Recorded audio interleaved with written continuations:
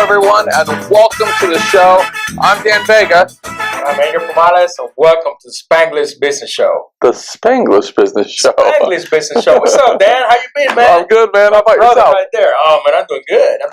You doing good? There's Why? A lot of stuff going on. A lot of stuff going on, man. Tell me about it. You want me to tell you about it? Yeah, I have a lot happening in my world, but you go. Because I haven't seen you, and people always ask like how much time we spend, but honestly, until we come together to do the show, we don't really see each other. So this is our time to get caught up. Yeah, tell me what's in your world, man. No, I didn't tell you about what I did last week, man. My grass in my house, it was like 6 feet tall. I don't have grass in my house. You're lucky then. And then my wife is like, "When are you gonna do the grass? When are you gonna do the grass?" I'm like, "Okay, man, I don't feel like doing the grass." Yeah. It's like 90 degrees outside. It's pretty hot, man. And you know me, I'm not getting any younger. I'm getting older. So I'm like, okay, I'll do the grass. So I'm just, get some gas, do the, my riding lawnmower is down, so I have to like do it by hand. So I'm doing everything by hand. Wait, first of all, how big is your yard? You're driving around and riding mower? It's only a quarter of an acre lot. A quarter acre? Yeah. Okay. So it's not bad. I mean, because like in California, a quarter acre is like, what? That's a lot of land. You'll be like, man, I can put a horse in there. Okay, yeah, exactly. Yeah. No, here it's a lot different. But, you knock on your neighbor's door by like, put your hand out the window, knock, knock, knock. It's like, okay, so you're a lot different. Very different. Okay, so you're mowing your field. But yeah, I'm, let me go ahead and do this real quick, just knock it out of the park. And I'll tell you what, it took me about half an hour later. It was so hot. I'm like, man, how about to pass out? Like seeing stars. Yeah, and seeing stars. So I was going to walk to the inside of the house, to my kitchen, get me some water. But I had the cooler, then I put some beer. You know how I work. So I had some beer, and I'm like, well, should I get the water or should I get the beer? Not even a question. Beer. Not even a question. I'm like, let me get some beer. I just sit down, relax, and I start, cooling down. My wife comes over and she's like, what are you doing? You should be drinking water. I said, what? The beer was here first. She's like, you're crazy. I said, hey, the beer was here first, so I just drink it. Yeah. But I tell you what, I feel a lot better, and then I just went in and got the rest done, and then I had some tequila afterwards. Hey, we have a caller. You got a caller? Let's take this caller. That's some good music there, man. I gotta be honest, my ringtone is pretty ghetto, huh? It is. I have to change that. Yeah. Let me go ahead and mute that because so here's my dilemma. Not to interrupt your enthralling story about the yard, but I have my phone on because we're about to call our guest for today, who I'm very excited about. But then how do you leave the ringer on to make the call and then people don't call you? That was actually a guy I need to call back, but I just hung up. But I'll look at him. That we're live, That's right. So here you get the real deal behind the scenes. So we're not turning that camera off. We're just going with it, baby. Absolutely. Okay, so you got. I'm kind of feeling like you got hammered. Is that like you're cutting grass? Well, you're having some beers. For me to get hammered, moves into tequila. Yeah, he moves into tequila. It's getting kind of hairy. No, and then I got hungry. I'm like, man, I'm hungry. So I'm like, I got tequila. I got beer, tequila. Don't even tell me, dude. I can guess. Knowing you, it was either enchiladas or what is your thing? You eat quesadillas. You're not gonna believe this. What I did, dude. This is what I did. I grilled some burgers that I had, right? And then I didn't have no burger buns, but I had tortillas. Come on, dude. So I chopped up the burgers, put them in the tortilla, made a quesadilla. It's a freaking quesadilla, dude. Come on, dude. Don't try to make it all sound like you're not eating quesadillas. But it was some good stuff. Okay. Put some cheese, and she's melted down. Chum chum. I'm good, man. I'm feeling really good. Okay. Yeah, and then I got my job done. I got some good food. I got beer, tequila. What else can you ask for, man? So I feel guilty about this because I'm visualizing you out there with like a bandana, cutting the grass. But at my house, my wife does all the yard work. And it's bad because the type of grass that we have, it's like that thick, like you have to push it and it's hard. Oh, man. And and then we're on the water, and so we get like some of our grass, I guess it's low laying, where it gets it stays wet. I don't care if it's the middle of the summer. There's areas that are a little bit, Yeah. But I've offered to hire like a guy, landscapers, whatever, and she won't have it. That's like her time, I think, to get away from me and my son and just be like, I need time just to myself and, process. That's a good hobby. Yeah. So I feel bad because sometimes I'll be home or I come home and I see her out there just dying. Oh, wow. And I'm like, click, I watch these. But I've tried. Over the years, you know, like what they want. I kind of let her do it, and I kind of feel bad about it, but not so bad to get in and actually do it. I know that's terrible, but... Yeah. You might want to get there one of these days. Well, I've cut my share of grass, believe me. You know what I did? I put some boots, I put a bony hat, and some shades, and I was good. Did you say a bony hat? A bony hat. Bony. You know, my English kind of messed up. A bony. You know those Vietnam hats? And it got some little holes so I can breathe. Well, so my hair can breathe. Like B-O-O-N? B-O-O-N-I-E, I think it's called, right? Bonnie? Bonnie? Bonnie? Boonie. You wearing a bonnet? Yeah. Okay, fine. I don't know how you spell it, but it's called a boonie. Okay, okay. I call it boonie. Somebody is really trying to get a hold of me. I have to just... I think I have... might want to be on the show. Well, that's what it is. There is a guy from the newspaper that you write from. Oh, okay. And the other thing is, I'm going to be honest with you. I have plans to go out after this. And oh, no. So, listen, I got some friends that are in from England, from Nottingham, England.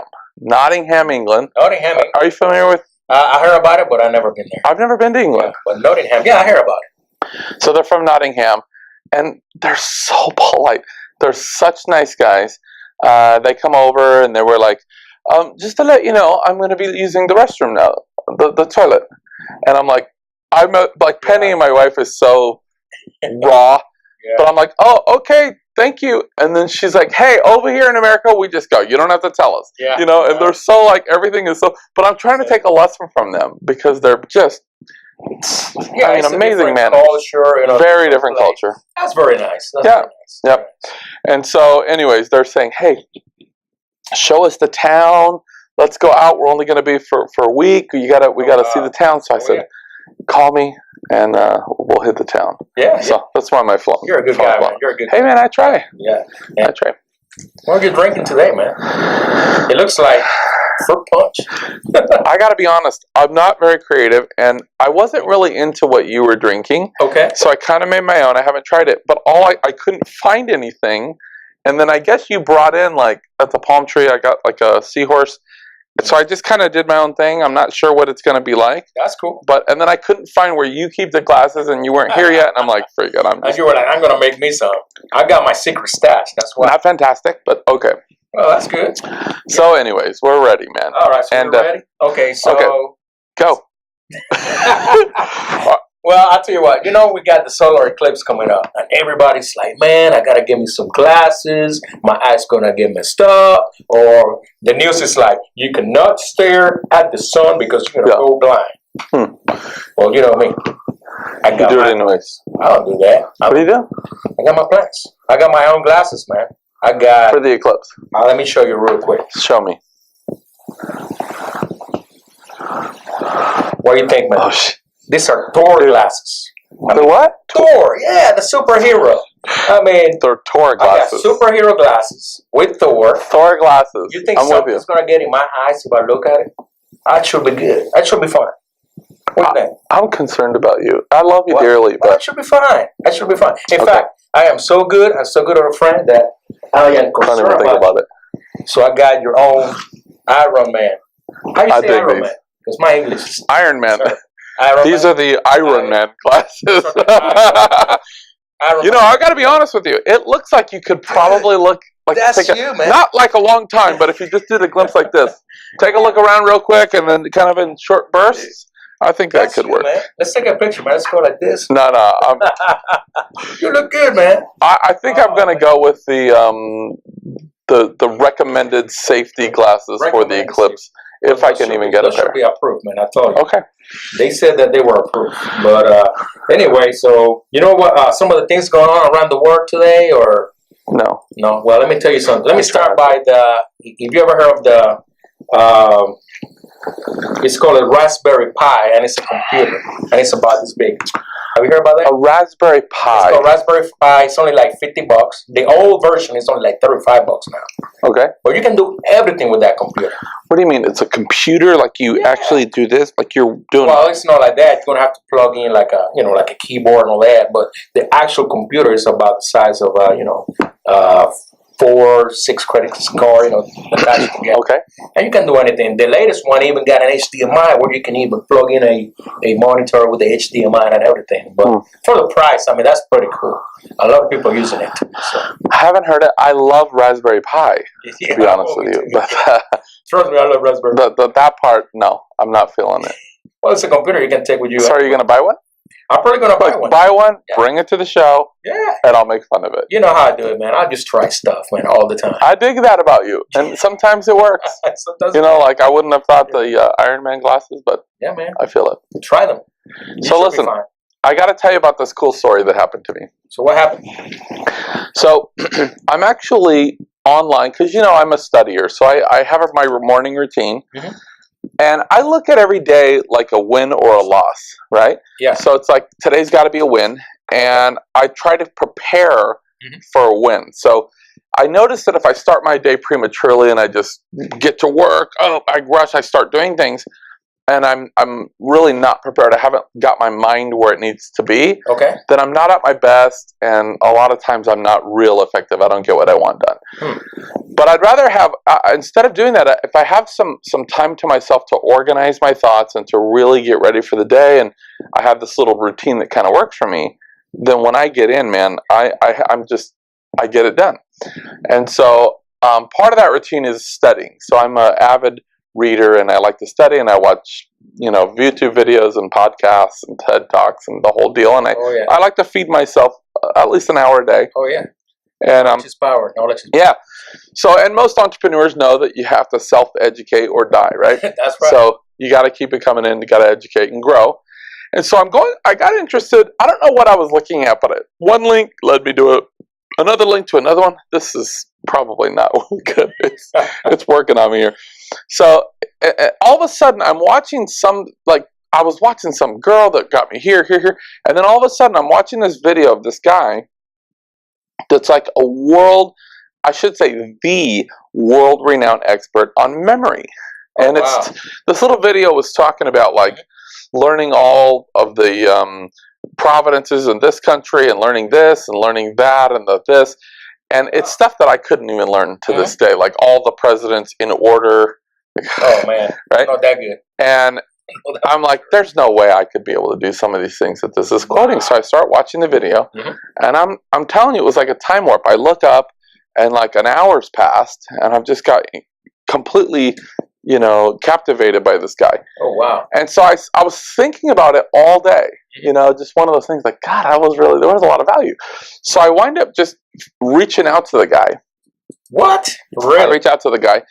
And ironically, he hits me back, and we actually get on the phone and we start rapping. Oh, man. And we know a lot of the same people, a lot of the speakers and guys that have been out at Can't believe it. And we just start talking, and all of a sudden, and you know how it is in business where you're not sure if people are real or not, because especially in LA, Oh, yeah. You go out, everybody's in the movie business, and I'm a producer and I'm an actor or whatever. Yeah. And then after 3 hours of vetting and a couple of martinis, you realize they've produced a YouTube video. You know what I'm saying? It's just like, what's real, what's not. So this guy, I think I'm kind of vetting him of is this guy really the authority on this thing? He's kind of vetting me is this guy for real? So finally we just said hey, let's just get together. Why don't you fly down, man? And I said, I have this group that you can conduct. I run a group for entrepreneurs, as you know. Absolutely. And you can come down and conduct it. And he was kind of like, okay, you have a group. And so we just kind of connected. And he's become a very dear friend. He's got so much value. And so anyways, he's an Italian entrepreneur. He's been doing it for years, a national level speaker. I mean, this guy has spoken with presidents, Donald Trump, Anthony Robbins. I mean, you name it, he's shared the stage with them. That is awesome. And he goes out to those big gigs. It's like 30,000 in an arena. Oh, that's fireworks. I mean, he's doing the stadiums. Wow. You know what I'm saying? And so anyways, I said, hey, listen, man, I know that you're, I don't think he's any Hispanic. I know he's Italian, but I thought, close enough. Our vision is to empower minority entrepreneurs. That's right. And I thought, let's get him on the show because this guy's got so much value to glean. I don't even know if me and you will talk. I think he's just going to basically run the show and teach us a bunch of cool stuff. We'll ask him a few questions. Hey, man. And you know what? I feel like that you can improve your memory a little bit. I feel like both of us could use a little help. My language. What else? We're going to say, like, hey, can we learn, like, if he can help me learn Spanish faster and maybe brush up on your English, this is the freaking guy we need to know, man. I'm telling you. I think after this, we might need some cafecito. That's what they say. That's right. So let's, so who are we going to call today? I'm talking to Bob Kittell. Oh, my God. Bob Kittell. That is so awesome. And you can check out his stuff on Bob Kittell. Bob Kittell. I think bobkittell.com. This guy's a national dude. He's very, very good at what he does. He's the best. And let's see if we can get this guy on the phone. So now I've had my ringer up. Now I can't seem to get him. There you go. That'd be awesome to be. Okay, here we go, dude. Hopefully he can help me out because my brain's fried. Well, it's been all that beer over the years. No, I think you got the bottle where I put the tequila on the. No, this is not fantastic. I'm trying to get it down. I should not be left to make drinks. Hey, Mr. Dane, how are you doing? I'm doing well. How about yourself? I think I'm overworked, but let's go for more, right? That's right, man. Hey, can I call you back? I just had something call. Let me call you back. Yeah, I'm here. Just give me a call when you guys can. All right, cool. All right, bye. Sure, bye. Okay, so that's not him. That's the wrong guy. I was thinking, like, that is not Bob. So this is Bob right here. We're going to find him, people. I don't know who that was. I got to be honest with you.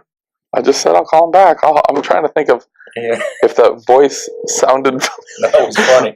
Dude, I shouldn't be in charge of any kind of technical. He's like, hello? Hey, Bob. How are you, man? It's Dan Vega and Angel Pomalis with the Spanglish Business Show. That's right. Well, hello. How are you guys doing? We're doing great, Bob. Bob, do you want to hear the funniest thing? This is how dumb I am. So I just went to call you to dial you in, and I hit a number that looked like your number, and some guy answers. He's like, "Hey, Dan," and I'm like, "This is Bob's voice," and I'm not exactly sure who it was. So I just said, "Hey, something's come up. Can I call you back?" And it's just, what am I going to do? I need producers that really just. I got producers going like this, don't that, but I don't know what they're saying. So, anyways, we are live, so that's the most important thing. Hey. Well, listen, Bob.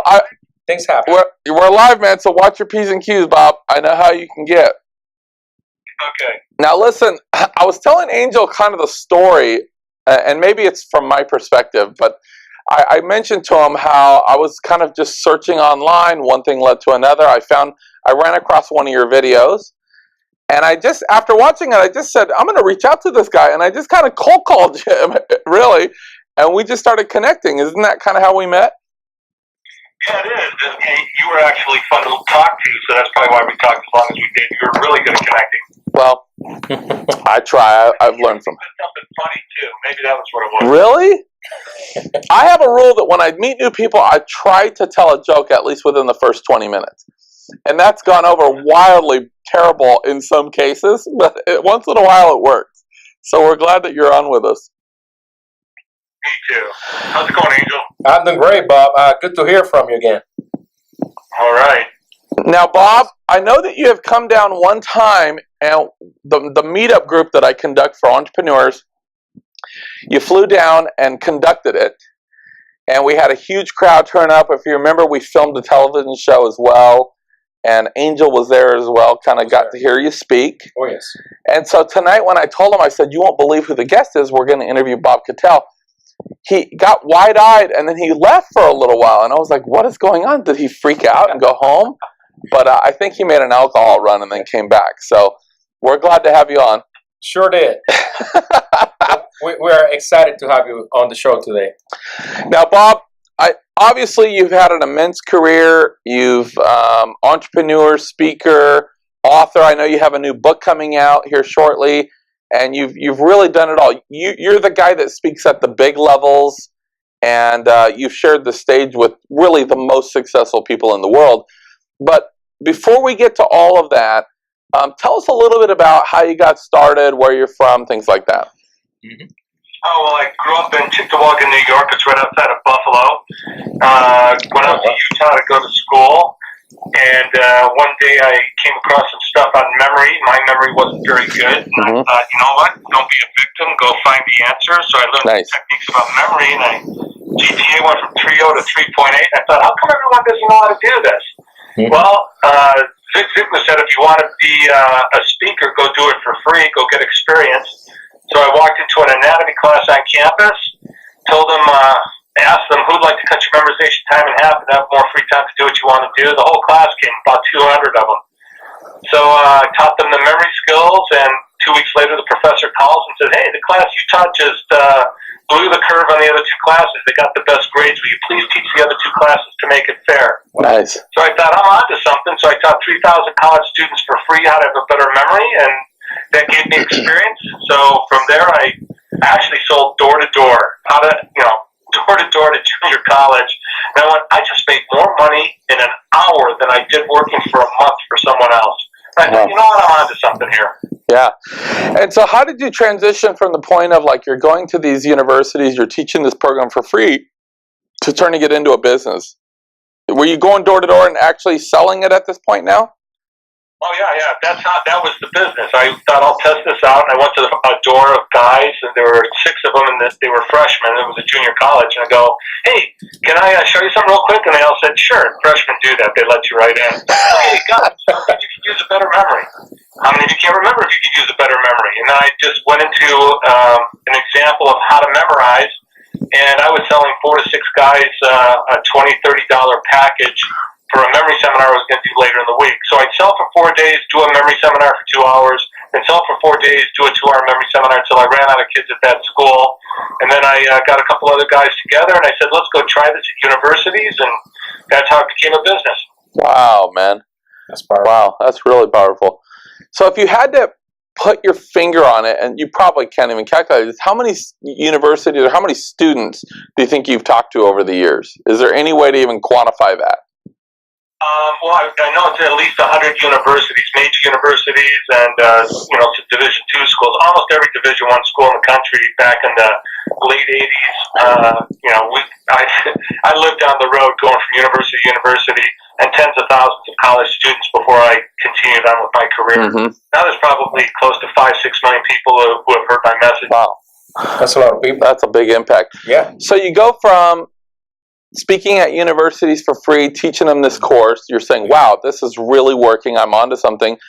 Then you go door to door, talk about, bootstrapping a business. Oh, yeah. You start going door to door, knocking and saying, look, man, and you make your wave there. How does that transition into a national stage, arenas, 30,000 people speaking with presidents and celebrities? How does that transpire? That's a really good question. I love the old adage, I will get prepared, perhaps my chance will come. And I remember one guy saying, I'll tell you how I was successful. I got lucky and I took advantage of it. So the first thing I did was I just got prepared. The second one was when a door opened, I just stepped through that door and I just watched each level just appear. Yeah. And I got a lot of experience. I did a lot of practicing. It was either in front of a live group that paid me to be there, or that I presented to, promoted to have them come. And when I was practicing on my off days, I would just take a couple kids from the area and go, hey, I'll pay you $20, listen to this talk. And so I would practice every day. So I think I got my 10,000 hours in. Wow. That's very powerful.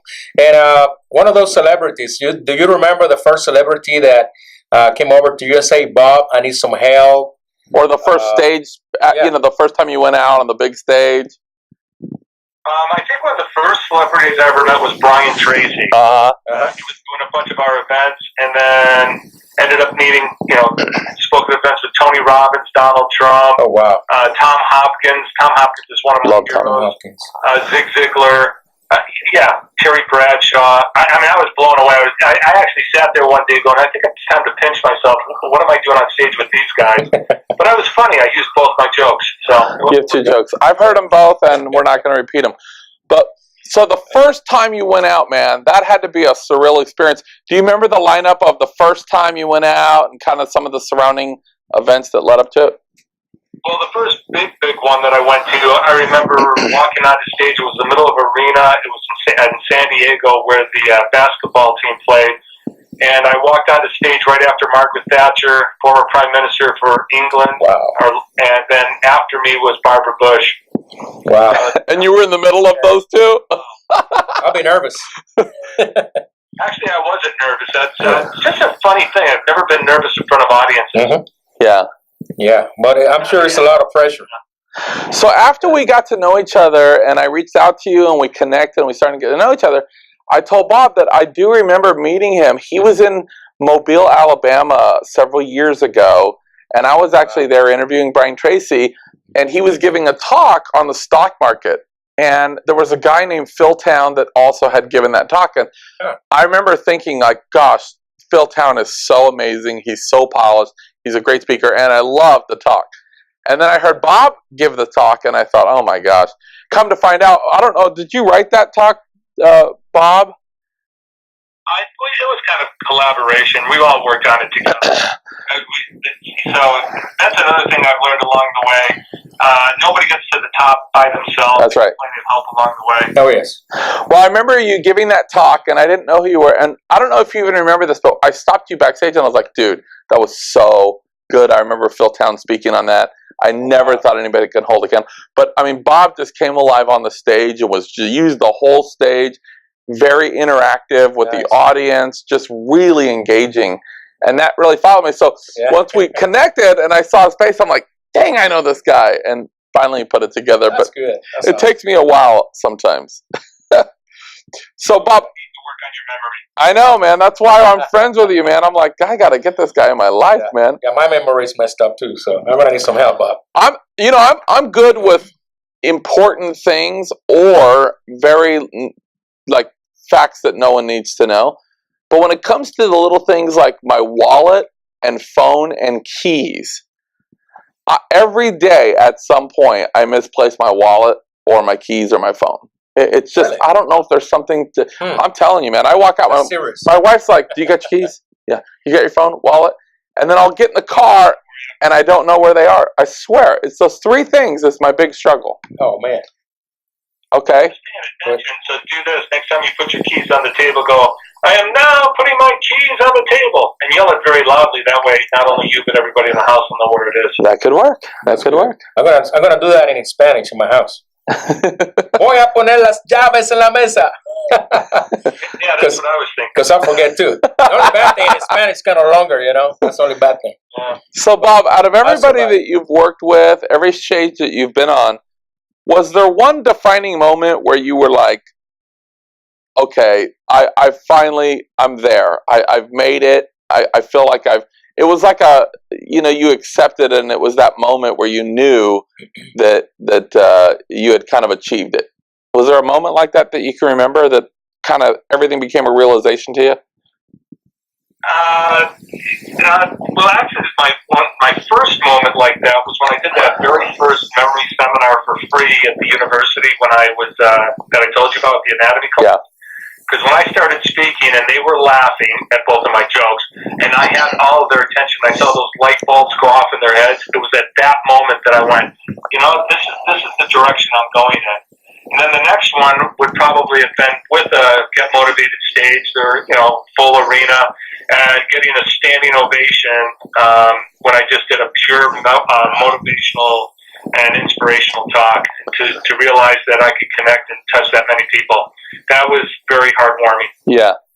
And I've seen you on stage with those big audiences, the fireworks go off, and I mean, when you get into an arena with 20, 30,000 people, it's just a different kind of a experience. Yeah. But for those of you that don't know, Get Motivated, it's basically like the Super Bowl for business people, for entrepreneurs. Yeah. And it's this big lineup with a lot of very high-level entrepreneurs like Bob, celebrities, ex-presidents. And they actually have this lineup that goes from city to city.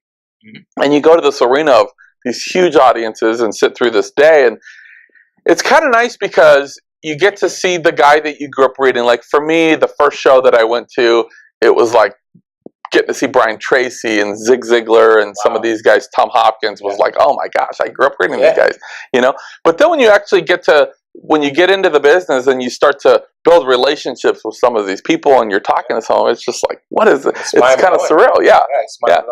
Now, Bob, is there ever a time where you thought about, like, did you always have the memory thing? Was it like a natural thing since you were young that you just had this great memory? Or is it something that you've just, like anything else, put in the hard work and learned?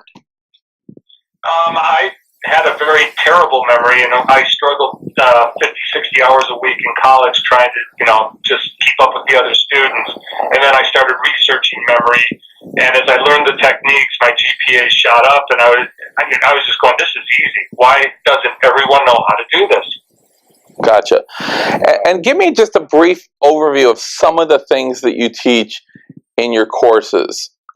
Just kind of quickly, what are some of the things that you help students or parents or whatever learn? Well, with students, it's how to remember terms, definitions, formulas, equations. For business people, very, very important. How to remember a person's name, but not only their name, 4 or 5 things that are important too. Very important. Like, Dan, your wife's name is Penny. How's she doing? How's your son Julian doing? I have another friend. I go, hey, does your daughter still like to raise chickens, and you still have horses out in Connecticut? How's the last golf game gone?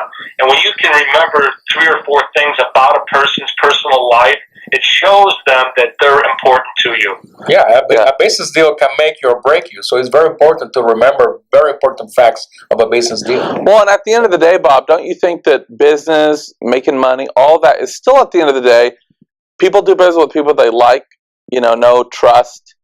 And, the first conversation that me and you had when I just kind of reached out to you, we connected by phone, I didn't even remember talking about my family or Julie, my son, or anything like that.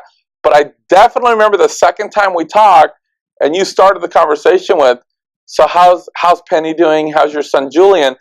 I was blown. Remember what I told you when you said that? And you guys barely knew each other, right? So yeah, I was like, I still had no clue what you really did, but it was really fun talking to you. I literally was like, are you freaking kidding me? Wow. You know my son's name? Like, it really set me back. Yeah. And that adds to the high likability. It's like when somebody cares that much to get to know you and know those personal things, the likability goes up. Yeah, absolutely. Sure. Yeah, for sure. So, and I know, like, with me, I've always struggled with my Spanish, ironically. And so, is that something that people can learn as well, as how to learn faster, better, more efficient, something like that? Oh, absolutely. In fact, that's part of the training that I'll do. I'll take a bunch of foreign words from various languages and have everybody memorize it, hearing it once or twice. I teach all the incoming athletes at BYU how to do that. Gato is cat. So gato, visualize a cat that's got your toe. It's just there's things that you can do, or how to remember if it's masculine or feminine. All the different table is knowing if pizza is feminine or whatever it is. I show them how to do that, hearing it once or twice. Unbelievable. Yeah. Well, Bob, listen, I want to take a quick break, but when we come back, I want to talk to you about the other side of success. Obviously you've achieved a lot of your goals, you've made it, and you've pursued your passion, but we know that it always doesn't start there. In the beginning, there's some real struggles as entrepreneurs that we all face, and hopefully we position ourselves to be able to learn from those. So I want to talk to you about a few of those moments when we come back, but let's take a quick break. More with Bob Kittell in a minute. Don't go anywhere. Stick with us, everybody. Okay, everybody, welcome back to the show. Thank you so much for sticking with us. We've been talking with entrepreneur, speaker, author Bob Kittell, and we've talked. This is a guy that's had a lot of success. He's kind of stumbled onto something that really worked. He was making an impact. And like any of us, when we find a recipe for success, we want to figure out how do we scale it? How can we not only be successful, but how do we make an impact? How do we impact more lives, more people? And he's figured out how to do that on the largest stage in the world, getting out there, now impacting millions of people. And Bob, we know that in the beginning as an entrepreneur, when we're trying to get into something that we're passionate about, when we're following our vision, there's a phase in the beginning where we take our share of nosebleeds. There's a lot of pressure. We feel like quitting, and we have to endure a lot of pain and discomfort. talk a little bit about some of the struggles that you've had to overcome to kind of become the man that you are today. Well, one of the biggest struggles was just the belief. In fact, after I was pretty down about what was going on, one of my roommates came up to me and says, "Bob, you know what your problem is? You don't dream big enough." And I said, "What do you mean I don't dream big enough?" He said, "Oh, I know what you plan on doing after you graduate. I don't think you dream big enough." And I said, "Oh, yeah? Well, what are you going to do after you graduate?" He said, "I'm going to be a multi-millionaire." I said, "Really? How are you going to do that?" He said, "I have no idea, but I'm going to be a multi-millionaire." But he was the first one to wake me up to the fact that, you know what, Pat, you've got potential. I got a professor when I was going to college, and I got a C on one of for my final test. And I went in to see him, and he goes, "Pally, you worried about a C? He who will be the most successful ever to walk the halls of this building?" And I didn't understand what people were talking about. So I had a pretty low self-image and very, I didn't really think I was going to go anywhere. But I started seeing people who believed in me and realized it's important to surround yourself with those type of people. Sure. And is there a particular struggle or failure or something that you dealt with and that you've had to kind of refine yourself over the years and overcome? Well, one of the earliest struggles that I had to overcome was when my business was going great all over the United States, and we were just killing it. My best friend who worked for me broke into my home and he took some things, and making a long story short, he destroyed my business. And I was really, really mad at that betrayal. And, but I had him dead to rights. I had evidence he had broken into my home, and I was going to go nail this guy. And I just couldn't sleep at night. I couldn't think about anything except the way I was betrayed. I mean, it was eating me alive. And I got this little motto: don't be a victim. Be the student, find your teacher. I went to my mentor at that point and said, I don't understand what's going on. He did this to me. Why am I suffering? And he said this to me. He says, "If you press charges and get this guy, will that save your business?" I go, "No, the damage has already been done." He said, "If it doesn't make a difference, why are you pressing charges?" Then I got really mad. I go, "You got to be kidding me. Somebody's got to teach him a lesson. Somebody's got to make it right." And he stopped me right there. He says, "Listen carefully. That's revenge. And revenge is taking poison and hoping the other person dies." And he said, "Listen, this is the advice I'm going to give you right now. You may not listen to me, but you need to let this go. You need to let it go, quit thinking about it, and move forward. And I promise you'll see great things happen, but you got to let it go first." So finally, 2 weeks later, I called up this old friend of mine who had betrayed me, and I said, "Hey, I dropped the charges. I kicked you the business. I wish you the best of luck." Wow. So there's people that told me I was an idiot for doing that, and I'll tell you why I disagree. When I hung up the phone, it was like the biggest weight of the world came off of my shoulders. And then a year later, he was instantly killed in a car crash. The first thought that went through my mind was, "Aren't you glad you let it go?" So when I'm speaking, I share that message with everyone, especially an entrepreneur, people in business. Do you know how many people are looking backwards and they won't let something go? Yeah, my partner ran off with all the money. The 2008 meltdown took away my money. We're stuck.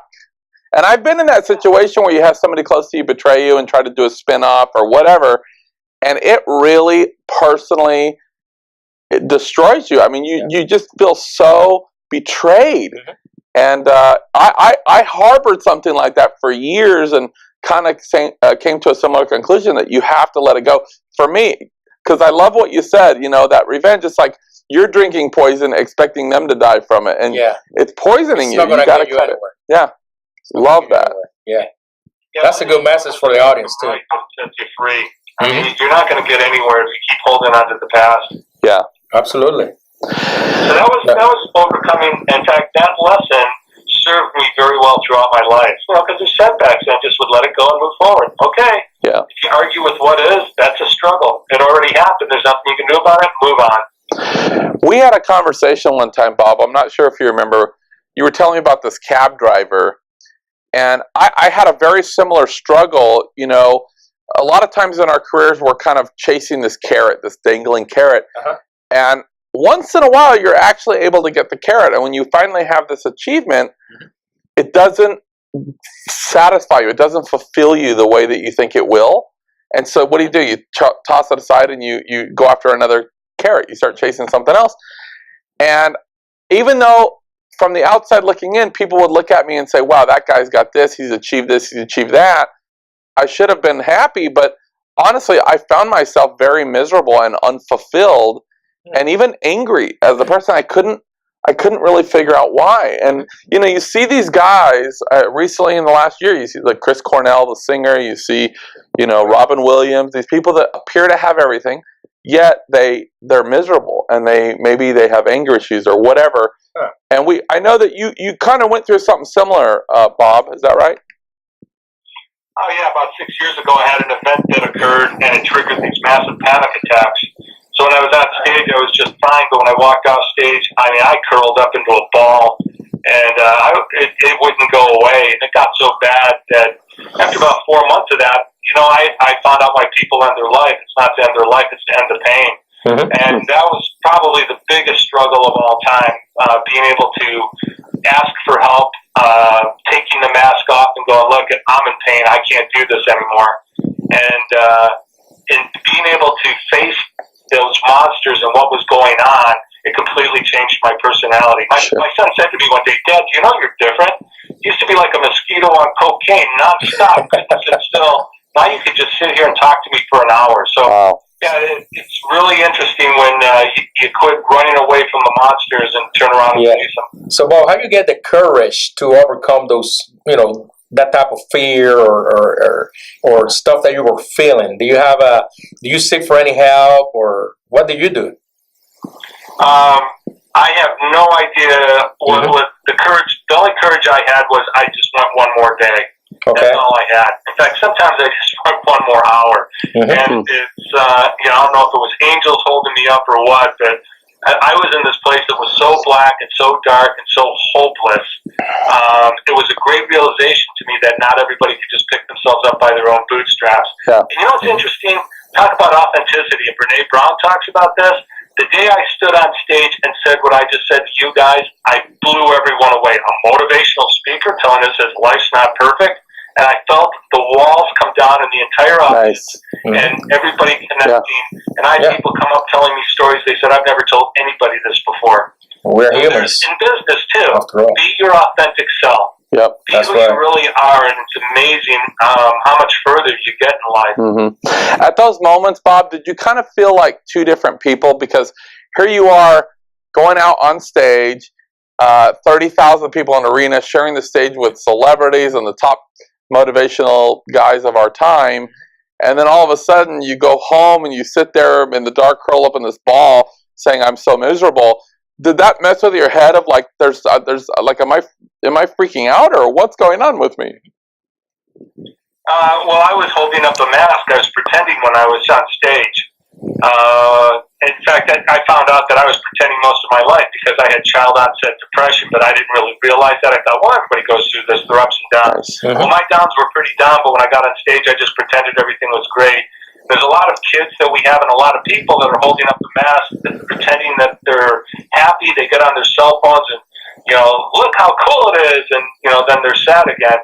So, yeah, there's a lot of stress that comes from trying to not being authentic. Sure.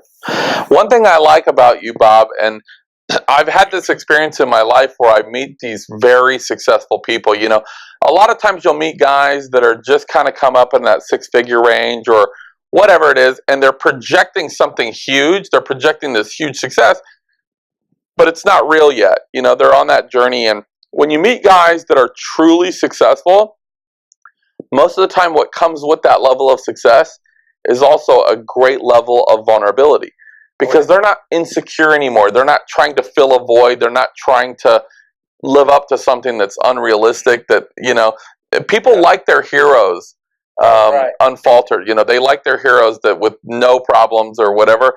And you feel like you have to be that. And when you get to a real point of success where you're like, you know, I'm just going to be honest, and here's my struggles. That's really how you connect with more people. That's how you make an impact, saying, I can't believe Bob had was brave enough to share those things. Absolutely. And now I'm going to open up and actually tell him what I'm dealing with and have that connecting. Yeah. You know, it's just something to hear the vulnerability. We appreciate that, Bob. Let me ask you a question. I've seen you tell stories on stage. You're a great storyteller. And they say that most, motivational speakers, most leaders, at some point are just high-paid storytellers. Is there a particular story that you use in your teachings or that you've heard that you've kind of still use to this day? Yeah, actually, in the world of speaking, you call it your signature story. Yeah. In fact, one of them is the one I already told you about, the person who betrayed me and letting it go. And Yeah. the other one's this, because I try to tell everybody to get a message across that each person has great power to influence those that come into their space. And I go speak in a lot of schools now, too, which is the opposite of what a professional speaker does. They usually start at schools and then move up to the big stage. I am in schools now. But I'll have a teenager go, I'm just a teenager, what difference can I make? So I tell them this story. I go, 10 years ago, and this has nothing to do with the panic attacks, I said, my doctor told me the little tumor he took out of my chest had spread from somewhere else in my body, and I had less than a year to live. Now, he was wrong, but I didn't know that for 28 days. Well, I learned something about gratitude, so I picked up my video camera, and I started filming, and I said, kids, I just found out I got a year to live. I want you to know I'm grateful for every day of life I have left. And then I got practical. I called the dentist and canceled my dentist appointment because I thought I'm not going there anymore. Well, I have a daughter. She was 14 years old at the time. She comes up to me very concerned, but she's very practical. But very concerned. Dad, sit down. I heard about what's going on. Can I ask you a question? I said, sure. What is it? Dad, do you have life insurance? Oh, my gosh. 14. I started laughing. Oh, my God. She goes, Dad, is there any chance we could get some money for some clothes? I mean, not now, but When it happened. Yeah. So for 28 days, I lived with that news. 28 days later, So just to be clear, Bob, because I want to make sure I'm hearing this correctly, you were actually told that you had this debilitating disease, or that you were on a clock, that you weren't going to be around long, that you had a serious condition that was basically life-ending, and for a month, you completely... Metastatic adenocarcinoma, and the prognosis was, that's it. You're done. You're at best to live. Oh, wow. So you got a year to live, and you carried this for a month. Yeah. Okay, got it. That's unreal. 28 days later, the hospital calls and says, we've been looking at this, it didn't make sense, and so in reviewing the entire thing, we found out it's benign, you're okay. So I was grateful. Oh, wow. And I got practical. I called the dentist and got my dentist appointment back. And then I took my daughter shopping for clothes because I didn't want her to be disappointed that I didn't die. Man. That's a quite story. This is the signature portion of the story. Yes. In the middle of that 28 days, there was a little girl who showed up at my door, 13 years old, and she was going through chemotherapy for a brain tumor. And she showed up at my door with a plate of cookies and said, you call me anytime, day or night. I know what you're going through, and I think I can help. Wow. That's quite a story. Hey, you've been a mentor for Unreal. A lot of people, a lot of students, a lot of celebrities. How important do you think is to have a mentor in your life? Oh, when I am in the schools, or in colleges, or high schools, or middle schools, I tell them that. I said, your number one thing you need to do is find a mentor. Find somebody who's successful, somebody who's positive, somebody who might be doing what you want to do one day, and you go up and you ask them if they'll be your mentor. And if they say no, you didn't want them anyway. But many of these great men and women will be flattered that you asked them, and they'll take you under the wing like my mentor did. Well, I remember I went to my mentor and I had this idea for starting the business to do memory seminars across the country. Yes. And I had somebody actually say to me, that'll never work. That's the stupidest thing I've ever heard. You should get a real job. Yeah. But I went to my mentor. Yeah. And he says, Bob, go for it. You can't lose. Yeah, I think now more... Go ahead, Bob. Go ahead, Bob. Now, he said there are two attributes of every successful person. One, they're persistent, and two, they all fail. He said, you know how many people think failure is a bad thing? It's your failures that will teach you how to be successful. So every time I failed at something, I got excited because I said, I failed. Great, I learned something, and I would get excited and move even faster. Yep. Because I learned the power of failing. That's right. I just found out a way, like Thomas Edison said, I just found out a way it doesn't work. Awesome. Yeah, what did he say? 99 ways not to invent electricity? Or a light bulb? Yeah. I think nowadays, Bob, in the world of social media where all the kids have a phone now, everybody has a phone. You got all the bullies over the phone in Facebook, Twitter, whatever the case may be. A lot of these kids need mentors so they can not only stay away from that, but when it's time to, they can get the actual help they need, and move on with their lives. Because a lot of these kids are harming themselves nowadays. Just because... Yeah, go ahead, Bob. To this, they need to go look at the addictive power of the cell phone, because Facebook, YouTube, it was just an article in USA Today, they're taking and they're teaching anybody who uses a phone how to get addicted. Every time they get a notification, it's a shot of dopamine, and it's just the same as a gambler. So I hope they at least would look at that.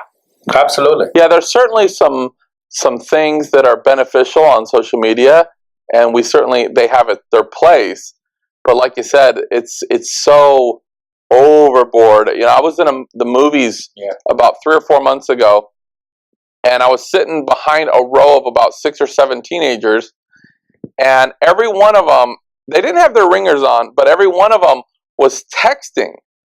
And I was just, and afterwards I actually talked to one of them, and they were actually texting each other during the whole, oh, watch this scene. Oh my God, I'm so scared. Instead of like watching the movie and then communicating about it directly, they were actually texting each other during the movie about the movie. I'm like, what is wrong with this picture? They can't even pay attention to the movie nowadays. Yeah. You know. Well, Bob, listen, we want to take a short break. When we come back, we're going to get into the lightning round. This is an opportunity where we're going to ask you some quick questions to let the audience connect with you more on a personal level, so we get to know a little bit more about Bob Kittell. Stick with us. We'll be right back. Don't go anywhere. Welcome back, everybody. We are here with Angel Pomales and my dear friend, Bob Kittell, entrepreneur, speaker, mentor, and just really overall awesome guy. He's an amazing guy. He's the guy. He's one of those guys that gets out there and just really, he's really making a difference. That's right. You know, sometimes you feel like it's corny to, hey, Mom, Dad, I'm going to change the world. And it seems kind of corny to talk about those things. But this is a guy that's actually doing it. He's actually helping people, helping families really change the outcome of their family, the way they learn. He's legit. He's legit and real. He's my man. So we're getting into the lightning round, Bob, and this is, it's called Conexión Rápida. Conexión Rápida. You say it so much better than I do. I'm learning. And so about 3 minutes, we're going to fire some questions at you, and we're going to connect with you more on a personal level, give our viewers just a little insight under the hood of Bob Kittell. Are you ready? All right, here we go. If you were not in the business that you are now, what career path would you pursue? I'd be a high school counselor. That's pretty nice. That works. Yeah. If there's a field or job that you could never see yourself in? A mortician. They're already dead. El Día de los Muertos. Not a great audience for a speaker, Bob. I totally get it. Día de los Muertos. Okay, go ahead. All right. What music do you listen when you're in the zone, Bob?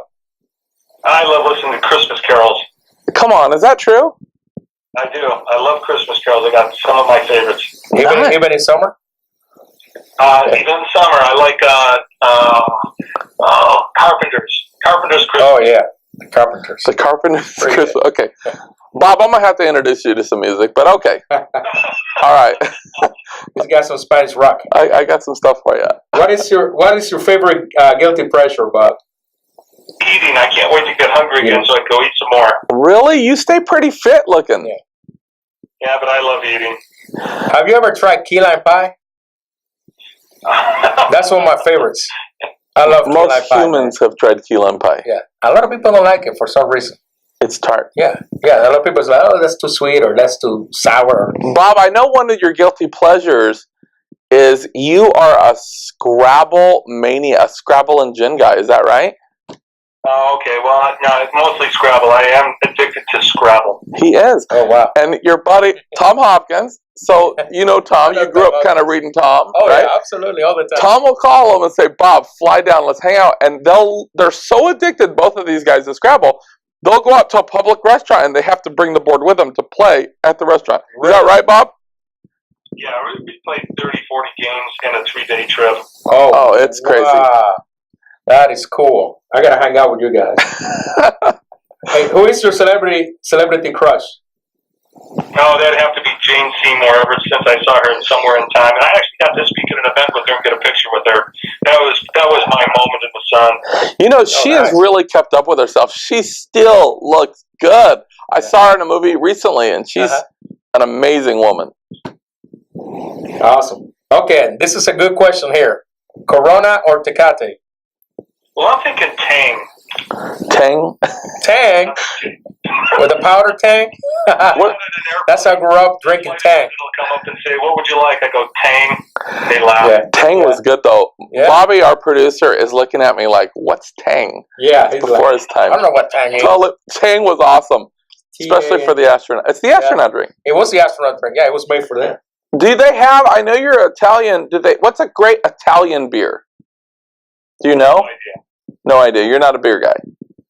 Nah. Okay, we're just gonna say Tecate on that one. Tecate, I'm gonna take them out for Tecate. Okay. All right. How about luxury car or lowrider? Which one you like the best? Luxury car. Luxury car.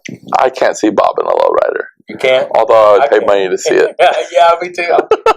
I'll pay high dollar. All right, but this is our food right here. Menudo or chicken noodle? Menudo. Menudo. Nice. You know, most of our guests love menudo. They say they love it. Yeah, they say they love it. You have good guests. Yeah, I love menudo myself. I know Dan loves menudo. I think it's a lot better than chicken noodle. Yeah. And it's more healthier. Unless I'm sick. I got to be honest. If I'm feeling terrible, I got the flu, I don't think I want to eat menudo. I want some chicken noodle. But other than that, I'm a menudo guy. Gotcha. All right, but what about name a super gigantic or gigante goal that you plan to achieve in the future? Actually, to develop and change the world with slow down your mind and speed up your results. All right. So is that a new thing that you've been working on? Uh-huh. Say that again. Wow. Slow down your mind. Slow down your mind, speed up your results. Speed up the results. That's awesome. So when you say slow down your mind, you mean by kind of controlling all the noise and the inner chatter? Actually, not controlling it at all, realizing that it can go quiet. That's the single greatest achievement of my life up to this point was the day my brain went quiet. Wow. I used my mind stopped using me. Now, is that going to be a book or a workshop? A workshop or... It's going to start as a workshop and eventually then I'll become a book also. Oh, that's awesome. So, yeah, because I have that problem, Bob. You know, I get home, I'm tired, but my brain is still going 90 to nothing, and it's just so active, and I can't, it takes me a few more hours to shut my brain down. So we'll talk about that. Oh, thank you. We'll talk about that offline. Once we leave here offline, he's like, I'm sorry, I can't do anything for you. Okay. Your brains are fried. All right, I got a last question, which is like one of the most famous questions on the show. Now, it's a long question, being Spanish here. So we have, we had white presidents, an African-American president, an entrepreneur president. If we get a Latino president, what do you think his first 3 executive orders will be?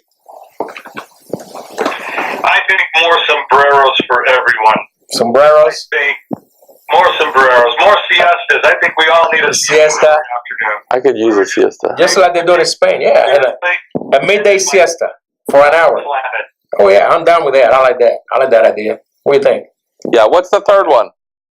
More salsa. I love salsa. It's my favorite. I'm a salsa guy. In Buffalo, New York, when I grew up, we didn't have one place that sold tacos. Went out to Utah. They said, let's go get a taco. I walked in. I saw the pictures. I go, what's a taco? And that's all I heard for the rest of the year. Nice.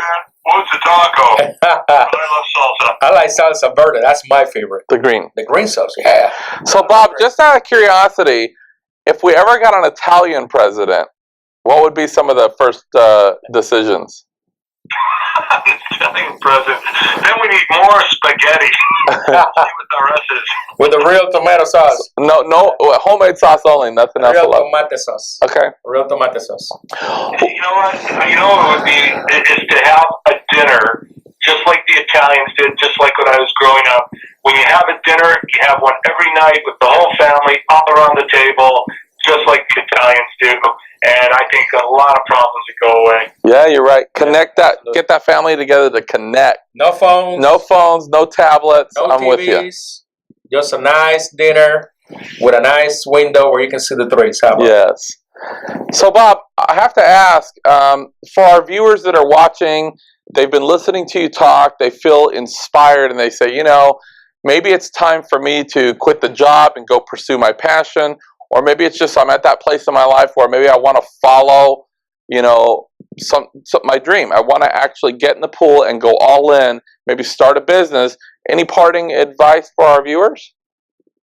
Well, follow me at Bob Memory on Instagram, Bob Memory, because that actually helps me get to the schools, and I have all these little 1-minute segments. There's a lot of great wisdom things that I've learned. And Bob Memory. BobKittell.com. BobKittell.com. And I've seen you have a little web show, 1 Minute with Bob. Is that right? Yeah, it's on YouTube, and it's also on Instagram. Instagram and YouTube, yes. Bob Kittell, 1 Minute with Bob. He shares little nuggets of value. How often do you do that, Bob? Very interesting. I've got about 60 of them up so far. 60 of them up so far. That's a lot of value to glean. That's a lot. Bob, we really appreciate you coming on the show, man. Every time I'm around you, I feel pumped up and inspired. There was always so much to glean from a guy like you. You're one of the guys that's out there really making a difference. We appreciate you coming on the Spanglish Business Show. Please come back, man, would you? Oh, of course. And thanks, Dan. Thanks, Angel. It's been a blast. Thanks, Bob. All right, my friend. We're going to talk about his book and his workshop on the next show. Yeah, we're going to drive everybody. Bob Kittell, Kittell.com. Check him out. Follow him on Instagram. Stay plugged in. Right. And you won't go wrong. Trust me. As always, man, I appreciate you hanging out. Bob, good to see you. We'll talk again, my friend. Thanks, Bob. All right. See you next time.